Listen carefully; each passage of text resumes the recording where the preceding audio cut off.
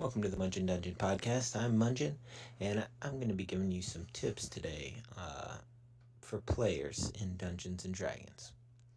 Now, tip number one is the most important tip. It's sort of almost the answer to every question on Reddit that is posted in Dungeons and Dragons subreddit. Can I do this? Can I do that?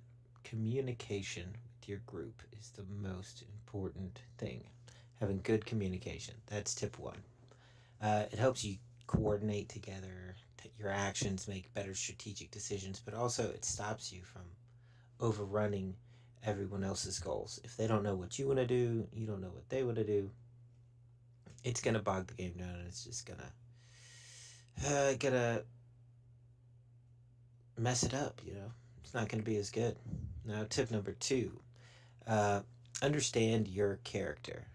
You have to understand the importance of your character's abilities and strengths, weaknesses, and understand about what you can and can't do so that you can make decisions based on that as though you were that character.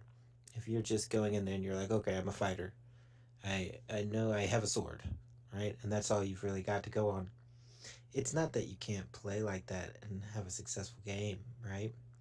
But your character's decisions should be informed about their other stats, their other skills, the little nuanced stuff, you know? Uh, Maybe something from his backstory. You want to be, fully involved. Uh, Tip number three is take notes. Now, taking notes, there's always that one person in every group that's the note taker. It's gonna take all the notes, but you should take some notes for yourself anyway. And I know I'm worst about not taking notes, especially as a dungeon master, but even as a player. So I know when my players take notes, it is that much of a bigger deal. I mean, it really helps. If you want your dungeon master to love you, take notes. Uh, Tip number four, be flexible. Now, flexibility is super important in Dungeons and Dragons. It lets you adapt to unexpected situations and be creative, and it's really like what makes all those fun moments that you remember in the past are from being flexible. If you want to try to approach a challenge in one way and your dungeon master's kind of like, no, you should be flexible to open to try different things, try something new. Don't push against too much, and try to force everything to be your way. Tip number five is take risks. Now it's important in D&D to just like it's kind of bounces off what I just said before. It's like take risks to be creative, do something unexpected in situations, uh, and be willing to sort of fight that monster that's more powerful than you, or go and try to pass that skill check that's almost impossible. Because those moments can be so awesome, and a lot of times if your DM's good, they'll kind of fudge it. They'll kind of play off of you. So it's always beneficial to take risks and not try to avoid them too much. Tip number six, work as a team. Now, teamwork and like communication is super important. If you don't work together, then you're going to get split up, you're going to get ambushed by enemies, things are just going to go wrong, and it's going to be a headache for your dungeon master. Your dungeon master is going to lose his mind, or her mind, if you can't work together in a party. The whole dungeon master's entire goal is to get you guys together into a group, and getting everyone together in a group, it's hard enough as it is. So if you want to be a good player, that's what you need to do. Tip number seven, know the rules. Of course you need to know the rules. I mean, you're playing the game, so read the handbook.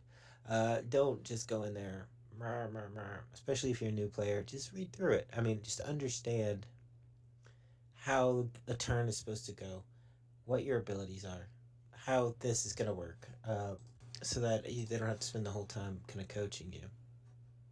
Tip number eight, stay in character.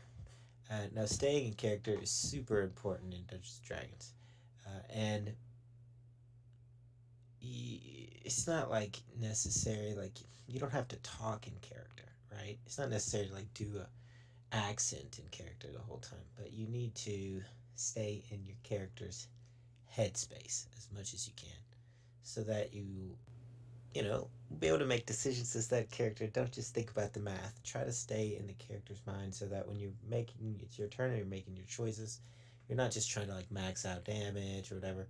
Your character has an agenda. He has feelings. He has goals and motivations. You know, he has mannerisms and stuff that you should try to keep in there.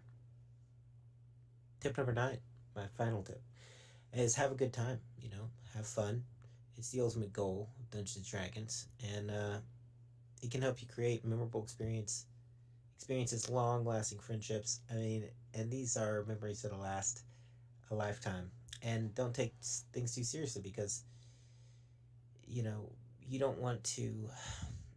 You all want to have a good time, and you don't want to end up arguing and having problems when things don't go your way.